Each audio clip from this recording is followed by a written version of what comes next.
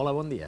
Ahir els demanàvem que meditessin profundament sobre les diferències que creien que separaven un rei d'un pallasso. Per explicar-los-ho, haurem de recórrer a l'antiga càbala hebrea.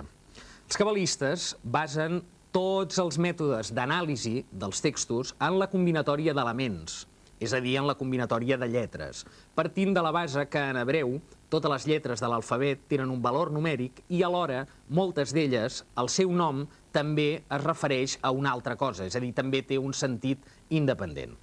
Així, per exemple, la lletra Lamed, que és l'equivalent a la nostra L, vol dir cor, i la lletra Mem, que és l'equivalent a la nostra M, vol dir cap.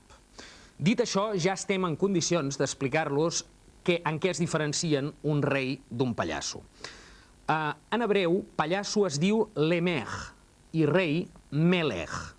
D'entrada, ja els podem dir que són anagrames, és a dir, que són dues paraules que contenen les mateixes lletres però canviades d'ordre, lemech i melech.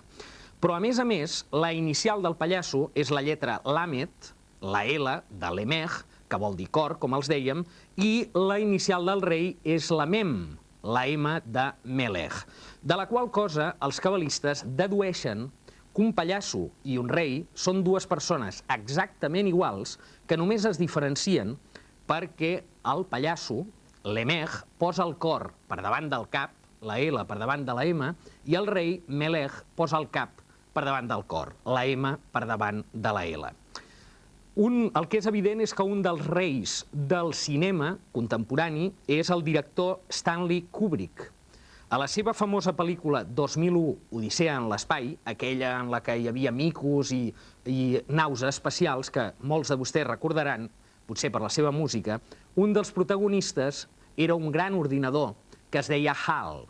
Resulta que en el moment de la producció de la pel·lícula, Stanley Kubrick va tenir molts de problemes amb la casa d'ordinadors IBM i per això aquest ordinador va acabar dient-se HAL. Vostès saben per què? Quina va ser la raó que va induir Stanley Kubrick a batejar el seu ordinador amb aquest nom, amb HAL?